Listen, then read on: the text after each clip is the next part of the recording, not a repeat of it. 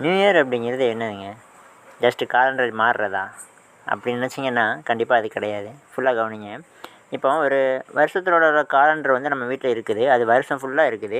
So அந்த வருஷம் முடிஞ்ச பிறகு அது வெளியே கிடக்கும்.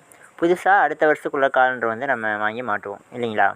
ஸோ ஒரு காலண்டரே 1 இயரில் மாறுது. ஸோ நம்ம வாழ்க்கையும் 1 இயரில் எப்படினாலும் மாறலாம். நம்ம நினச்சா எப்படினாலும் மாற்றலாங்கிறதுக்கான ஒரு வாய்ப்பு தாங்க அடுத்த வருஷம் அப்படிங்கிறது. ஸோ அதை வந்து எல்லோரும் எப்படி கொண்டாடுறாங்க அப்படின்னா, ஒவ்வொருத்தவங்க ஒவ்வொரு மாதிரி கொண்டாடுவாங்க. வருஷம் நியூ இயரை வந்து வெடி வெடித்து கேக் கட் பண்ணி கொண்டாடுற மனுஷங்களும் இருப்பாங்க. ஆனால் இந்த வருஷம் என்னடா நமக்கு நியூ இயர் பெரிய நியூ இயர், நம்ம வாழ்க்கையில் எந்த மாற்றமும் இல்லையே அப்படின்னு சொல்லி வெக்ஸ் ஆகி நியூ இயர் கொண்டாடாமல் இருக்கிறவங்களும் இருப்பாங்க. கடந்த வருஷத்தில் கிடைச்ச வெற்றியை நினச்சி சந்தோஷமாக இந்த வருஷம் நியூ இயரை கொண்டாட ஆரம்பிக்கிறவங்களும் இருப்பாங்க.